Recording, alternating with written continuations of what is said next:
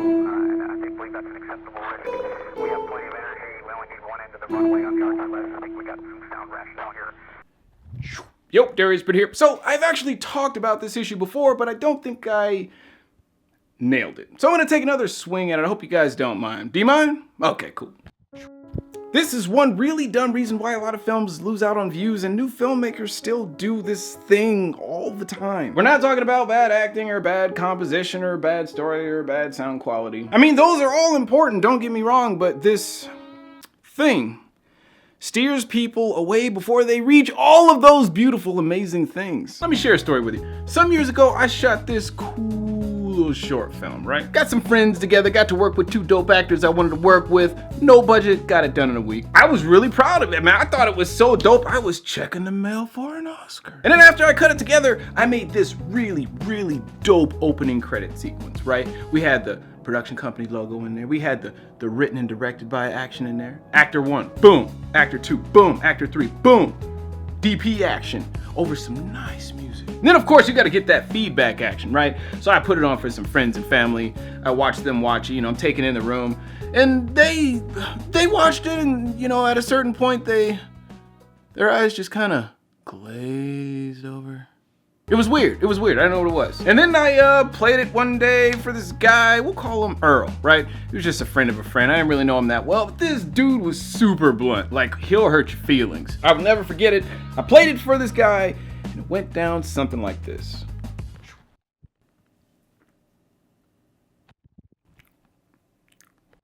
So why do you have all these names in the front? It's the opening credits, bro. I know, but why?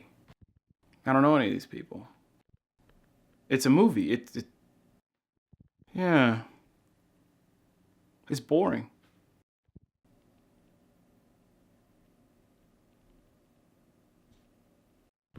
My first reaction, bruh, you don't know anything about filmmaking. But then I realized something. Everybody else was zoning out at the same part, right at the beginning. What's gonna kill your views? Opening credit sequences. If I had uploaded that video to YouTube with an opening credit sequence, I would have lost views for sure. People do not like watching opening credits. They will lose interest and they will click off to something else. If you get enough of that, you end up with a high bounce rate, and then guess what YouTube says? The watch time on this video sucks. Let's not promote this video. And when YouTube stops pushing your videos, bye-bye views. You're gonna end up on page 10 of any search result. Think of the last 10 short films you watched online that you liked. How many of them had opening credits?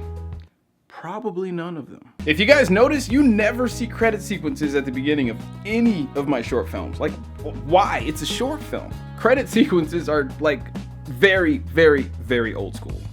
Sponsor. We gotta take a second to give our sponsor some love. And this episode is sponsored by Skillshare. Skillshare is an online learning community with over 17,000 classes on screenwriting, editing, After Effects, etc., etc.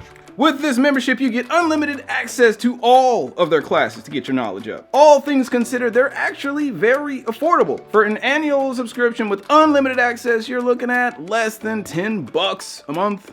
Yes, I do have a subscription with them, and yes, you can find some really good stuff on there. I will leave a link in the description section. The first 100 people will get their first 2 months for free. So give it a try. Here's the deal. The internet is flooded with content. There is a lot of competition out there.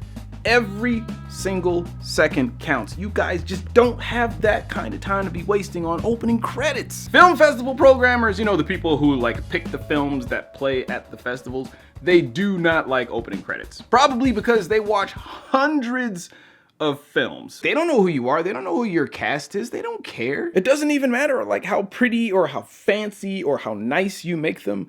People don't want to see them. Is the film gonna be good or not? It's all that matters. They say that they watch every film all the way through. No, most of them don't. If they get bored 2 minutes into your 10-minute film, they will stop it and they will move on to the next one. Do you want to make someone who watches that many films sit through your opening credits?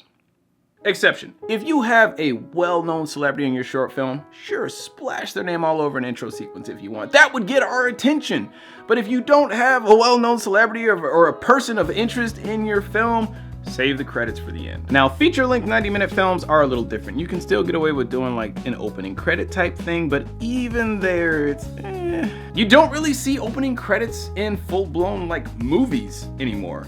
At the most, you'll get maybe like the production company logo, studio logo, a title. Usually the movies just kind of start, and then if they do show credits, they'll show the credits while the movie's already going. But there are some out there, like, you know, if Big Hollywood decides to throw an opening credit sequence at the beginning of Spider-Man, it doesn't matter, you're watching Spider-Man, they already got your money. They will have spent $150 million on marketing to get you so excited that you won't mind sitting through a few names. It is really, really ridiculously competitive out there, guys.